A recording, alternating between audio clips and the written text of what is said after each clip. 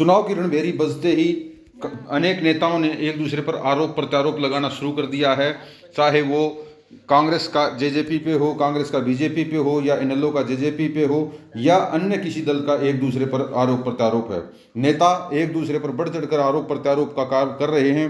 आज बात की जा रही है कांग्रेस की नेता कुमारी शैलजा की। जी हाँ, कुमारी शैलजा ने आम आदमी पार्टी के पूर्व सांसद सुशील गुप्ता के कुरुक्षेत्र दौरे के दौरान उनके समर्थन में प्रेस कॉन्फ्रेंस के दौरान आरोप लगाते हुए कहा कि सरकार अरविंद केजरीवाल को तो शराब घोटाले के नाम पर जेल में डाल रही है, लेकिन हरियाणा प्रदेश में भी एक शराब घोटाला सामने आया था, उसमें प्रदेश सरकार कार्रवाई क्यों नहीं कर रही, उससे क्यों बच रही। कुमारी शैलजा यही नहीं रुकी, उन्होंने इसके अलावा भाजपा के मुख्यमंत्री बदले जाने के ऊपर टिप्पणी करते हुए कहा कि कहीं ना कहीं भाजपा के नेतृत्व को भी ये लग रहा था कि उस कार्य ठीक से नहीं किया जा रहा और कहीं ना कहीं को खामियां हैं, इसलिए उन्होंने व्यवस्था परिवर्तन की बजाय चेहरा परिवर्तन करने का कार्य किया है। कुमारी शैलजा यही नहीं रुकी, उन्होंने भाजपा पर और ज़्यादा निशाना साधते हुए कहा कि जो भ्रष्टाचारी लोग हैं उनको भाजपा अपने अंदर समाकर निरमा सुपर की तरह धुलाई का काम करती है, कि जो भाजपा के अंदर आ गया वो निरमा सुपर निरमा से धुल गया। ये इसके अलावा अनेक आरोप प्रत्यारोप भी कुमारी शैलजा द्वारा लगाए गए। आइए सुनते हैं उन्होंने क्या क्या कहा। तो आज के दिन बात ये नहीं है कि कहाँ घोटाले की हम बात करें तो यहाँ के शराब के घोटाले की भी तो बात करो आप। क्यों नहीं यहाँ पर कोई कार्रवाई हुई? क्या दिल्ली में ही कार्रवाई एकदम फटाफट चुनाव के दौरान आपको करनी थी? क्या स्थिति उत्पन्न हुई? क्या यहाँ पर ऐसे हालात बने कि आपको रातों रात एक दिन माननीय प्रधानमंत्री जी आकर माननीय मुख्यमंत्री जी की तारीफों के पुल बांधते हैं और अगले दिन कुर्सी बदल दी जाती।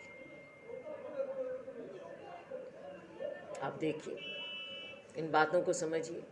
या तो ये कहीं ना कहीं इस बात को मानते हैं कि इनकी 10 साल की सरकार असफल रही है और इनको चेहरा लाजमी बदलना पड़ेगा। कोई ना कोई तो कमज़ोरी हुई होगी। ये राजनीतिक फैसला तो लगता नहीं है। राजनीतिक फैसला होता तो समय से लेते, जो नए इनकम्बेंट हैं उनको मौका देते काम करके दिखाने का, लेकिन ना उनको मौका मिलेगा और पुराना चेहरा हटाया तो कहीं ना कहीं ये इन्होंने माना है कि पुराने चेहरे में कुछ कमी रही होगी जो हटाना पड़ा।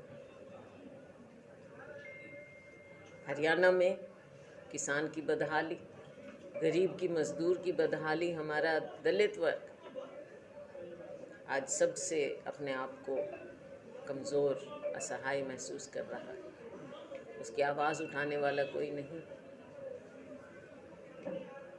व्यापारी है, किसान है, चारों ओर हाहाकार मची हुई है। बेरोज़गारी में हरियाणा क्यों नंबर 1 बार बार आता है?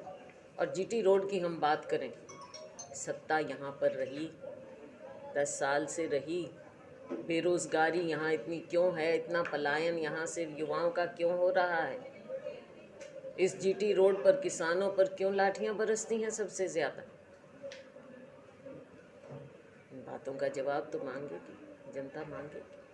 केवल चेहरा बदलने से आपके 10 साल का रिपोर्ट कार्ड नहीं बदला जाएगा। चुनाव है, चुनाव में हम सभी लोग मिलकर ये चुनाव लड़ेंगे।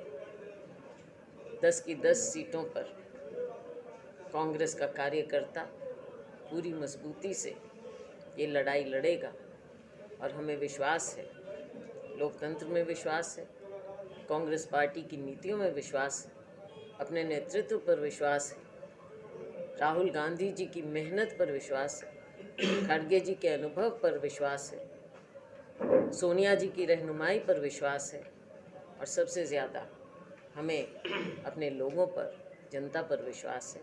बदलाव आएगा, लाजमी आएगा और 10 की 10 सीट हम जीतेंगे। इसके बाद जब विधानसभा चुनाव आएगा उसकी बात हम फिर से करेंगे। हाल ही में हमने यात्रा निकाली, हरियाणा में यात्रा की हमने। लोगों का उत्साह, लोगों का प्यार देखते बनता था। हर एक वर्ग सामने आया। रात के 11-11 बजे तक आपकी अपनी इस नगरी में, इस धर्म नगरी में हमने देखा कि ठंड में, कड़ाके की ठंड में लोग किस प्रकार इंतज़ार कर रहे थे। मैं नहीं समझती कि केवल हमारे चेहरे का इंतज़ार था, मैं ये समझती हूँ कि लोग विकल्प ढूंढ रहे थे और विकल्प वो कांग्रेस पार्टी में देखते हैं। और हम भी विश्वास दिलाएंगे कि कांग्रेस पार्टी, जिसने लोकतंत्र को बचाने के लिए न जाने कितनी कुर्बानियाँ दी, लोगों की आवाज़ बनी है, देश को आगे लेकर आई है। देश केवल 10 साल में नहीं, 10 साल में पिछड़ा ज़रूर है, आगे बढ़ने की बात हम नहीं कर सकते। नींव कांग्रेस पार्टी ने रखी, देश के लोगों ने रखी। हम सब मिलकर हरियाणा को भी, देश को भी आगे। देखो, बात घोटाले की नहीं है, बात ये है कि किस प्रकार से लोकतंत्र में आप अपने राजनीतिक प्रतिद्वंद्वियों के साथ इस तरह का बर्ताव कर रहे हैं। अभी मैं देख रही थी सोशल मीडिया में एक मजाक एक बना हुआ था, छोटी छोटी रील्स जो आती हैं, वॉशिंग पाउडर निरमा। बीजेपी में जो चला जाए, पहले घोटाले की बात हो, लेकिन बीजेपी में जो चला जाए तो वो एकदम वॉशिंग पाउडर निरमा से साफ़ हो जाता है।